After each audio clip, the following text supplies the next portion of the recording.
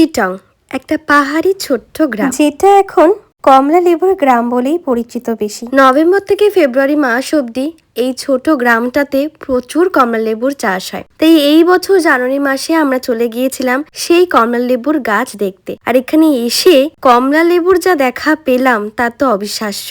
এত কমলা লেবু ধরেছে গাছে যে বলে বোঝানোর নয়। কমলা লেবু সত্যি বলতে আমি খুব একটা পছন্দ করি না বা খাই না বললেই চলে, কিন্তু এখানে দেখে মানে এত ভালো লাগছে।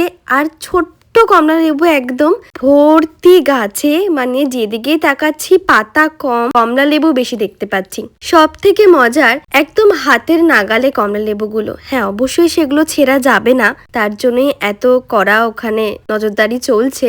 আর কেনই বা ছিঁড়বো, এটা তো কাউ রুজি রোজগার, তাই না? কমলা লেবুগুলো তার এখান থেকে নিয়ে গিয়ে সেল করেন। 50 টাকা করে নেন টিকিট এখানে ঢোকার জন্য। এত ভালো লাগছে কমলা লেবুগুলো, মানে আমি তো ওখানে কমলা লেবুতেই পুরো হারিয়ে গেছি। একদম গাছের নিচে অবধি কমলা লেবুতে ভরে গেছে। তোমরা যদি শিটং এর ফুল ব্লগ দেখতে চাও তাহলে সেটা অলরেডি আমার চ্যানেলে পোস্ট করা আছে, আমি লিংক দিয়ে দেব, তোমরা দেখে নিতে পারো।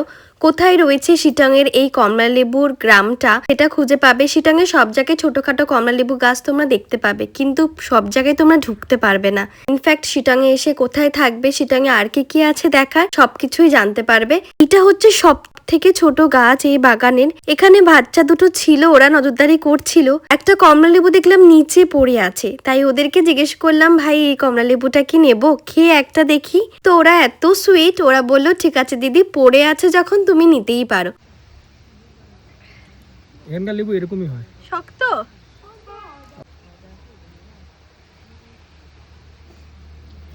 এই দেখো, এই যে এগুলো কি রে, এগুলো মাটির তলা, পুরো মিষ্টি। তাই দিস, আমাকে একটা দে, চিনির মতো মিষ্টি। কিন্তু তারপরও এখান থেকে লেবু নিলাম। জানি না এত লেবু কে খাবে বাড়িতে গেলে, কিন্তু স্টিল লেবুগুলো ভীষণ মিষ্টি ছিল। শিটং এ কিন্তু শুধু কমলা লেবুর গ্রাম নেই, রয়েছে আরো কিছু দারুণ দারুণ স্পট। এগুলো পুরোটাই কভার করা আছে আমার ব্লগে, লিংক দেওয়া আছে ডেসক্রিপশন বক্সে, অবশ্যই তোমরা দেখে নিও। আর আমার ভিডিওগুলো ভালো লাগলে অবশ্যই চ্যানেলটাকে সাবস্ক্রাইব করে দিও। দেখো তো